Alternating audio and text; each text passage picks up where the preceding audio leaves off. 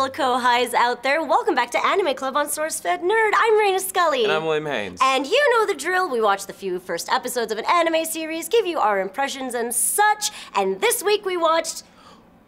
Rurouni Kenshin. Good job! Yes, exactly. We watched Rurouni Kenshin. What's a kohai? Kohai, it's the opposite of senpai. Oh! So, Rurouni Kenshin, I love this anime because I remember watching it in the 90s in Japan, and then I remember watching it in, like, middle school on Toonami, actually, so I really liked it. It was such a fun walk down memory lane. That is where I saw it for the first time, too. It's between this, Inuyasha, and Yu Yu Hakusho that I don't know. No, it's between this and Inuyasha that I can't tell which is my first anime. Kenshin is, you know, very, he's very honorable, and he's respectable, and he's very well-trained, and he's clearly, well, he's not really a samurai. That's not the right thing to say. They call him Hitokiri battousai, which literally translates to Hitokiri's manslaying, and battousai means it's like the art of unsheathing in like one fluid motion. So it's... Well, the ladies call me battousai. Oh. You know what I'm saying? Oh,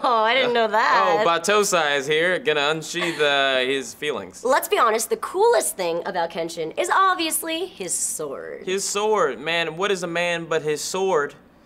Really his personality and his hopes and dreams and beliefs, but it is also his sword as a part of it. Exactly. The amazing thing about his sword is that it is on backwards. Well, the blade's on backwards. So he's kind of like, he's supposed to be a peacekeeper, but he used to be a manslayer, so he has all these conflicted issues, and it's all depicted on his sword. Like, he acts like, you know what, I got this super cool sword, but really, I think he couldn't afford a real sword, and his mom took him to like one of those shops where they give you broken stuff for half the price, and he was like, I'm gonna make this work, mommy-san, mama-senpai. What? Yeah, and then that's what happened. He's one of my favorite anime characters, because he has what I like to call Yu-Gi-Oh syndrome, where he's like, I'm a nice regular guy till it gets into the time and his face changes. Oh, I love that. His face changes completely. His eyes go like shing shing. I love it. I agree. That's Yu-Gi-Oh syndrome. I hate that you compared it to Yu-Gi-Oh. Kenshin's so much cooler than Yu-Gi-Oh. Way cooler than Yu-Gi-Oh. So much cooler. But don't believe in the heart of the cards. No, always believe in the heart of the cards. We gotta say that's true. Come out with your blue eyes white dragon and your dark magician, but battousai. Actually, that word is only specific to the anime, actually, but the kanji is a real word. I didn't even know that the word battousai didn't exist because it was actually in like a song, like a J-pop song long ago, and I thought it was a real word, but it's not. It's almost like a neologism specifically for this anime, but this anime bred that word. How awesome is that? That's when you know you're at the height of your creativity, when you make up words and stuff. Yeah. People who do that are amazing. The first few episodes of the anime really just kind of explain how he created his like group of friends, basically. You know, the woman in the dojo and the young one that is kind of a misfit, but then he like learns the way of the sword at the dojo. He kind of explains how he gathered his group, his team. It's very, very anime. Like, this is how I gathered my crew. It follows very much every single all like, my friends, anime. we're together till the very end. Exactly, and work as a Friendship team. is so powerful, more powerful than everything. Yep. Nah. He is so powerful and strong, and he could beat up a guy with just the hilt of his sword, but he's so calm and collected and so intelligent and sweet, and I just love everything about him, and it's just so classic 90s anime that I don't know, I like hack and slash animes. It just makes a lot of sense to me. Did you actually notice how, not high-pitched, but like, not manly he sounds? He doesn't sound manly at all. Yeah. See, when I was a kid, I watched it in English. And I was like, oh, this is definitely a woman, as they always are, doing a woman doing the voice acting. Yeah. And it's not, he's not a believable manslayer, but I'm fine with that. Yeah. Still loves the dude. I like the gentleness of his voice, actually. And you're absolutely right, the voice actress is a woman. It's Suzukaze Mayo. And I don't know, it's really bizarre because I think my voice is even lower than her voice. Definitely. Right? Definitely. I think I could play a better dude than she can. You should have been the battousai. I should have been the battousai. That's right. Should have been me.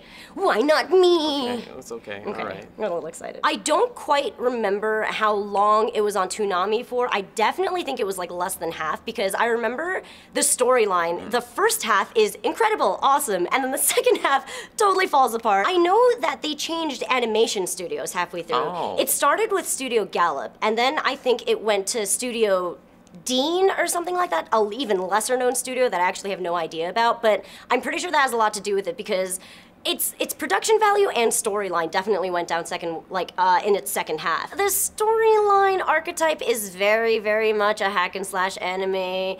There isn't too much of a storyline. Obviously, he just wants to spread peace in the world, and he does it via, his backward sword. I must have enjoyed it so much more when I was younger because now the production levels for all the other animes are so incredible that it's really hard to compare the two now. See, I really love old anime. I just love it. All the stuff like Lupin the Third and like Yu Yu Hakusho, stuff that looks like this where it's just clearly just drawn in hands is beautiful to me. I love it. And even no matter how bad it is, because we know Rurouni Kenshin is always gonna win. And we know how it's gonna go forever. He might lose once or twice, but it's fine with me. There you go. I enjoy it. Don't take this away from me. I think it ended at 95 episodes. That's not a whole bunch. That's not too bad. It actually only ran for 2 years in Japan between like 96 and 98 or something like that. Man, but it's so popular. Only 2 years. Yeah, it stands the test of time. Clearly, it has excellent replay value. I enjoy it. There you go. So that's all we have for you this week on Rurouni Kenshin. Next week, we're gonna watch the comic artist and his assistant. I don't know how to say it in English. This happens every week. Every single time. I don't know how to say it in English. How do you say it in Japanese? Mangaka-san to assistant-san.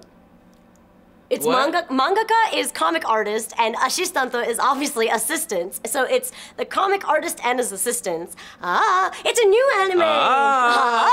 Okay, cool. So it should be exciting. It should be new for everybody. So I don't know if we're gonna enjoy it. We're probably gonna enjoy it. Why not? I think I might enjoy this. It's supposed to be funny. Ooh, and it has a touch of ecchi. Ecchi? Ecchi is like pre-hentai. I don't know what to expect. All right. It's pre-hentai. It's like... Pre-hentai? Yeah, it's like boobs, no nipples.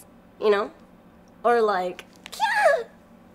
It's gonna be good, don't worry about it. If you wanna check out the anime series with us, head on over to crunchyroll.com/sfnerd to get your free premium membership trial. Remember to take a video of yourself, upload it onto YouTube with the hashtag SFNManga.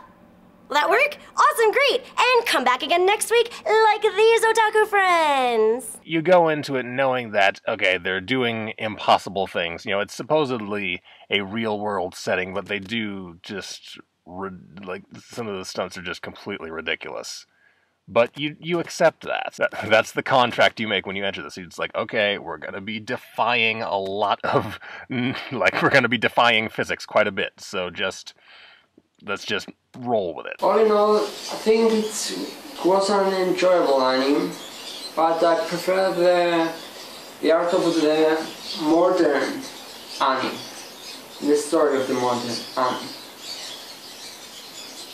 I love SourceFed. There are some things in this anime that says how a person's nature can change over time and how a bad person can become a good person. I'm pretty sure that's it. I'm gonna keep watching this. It was very cool. It was really similar to one of my favorites, Unyasha, which is a really, really good anime. Definitely worth watching. My biggest issue, and it's an issue I have with a lot of anime, not a lot, but it's an issue I have with anime, a male character, especially a main male character that's supposed to be like a love interest, like Kenshin, he's a samurai, he's a killer, he's like a legend, and he's voiced by a woman. Even though this woman has background in a theater company where women play all the parts, but you can still hear a female voice. And that really, really bugged me.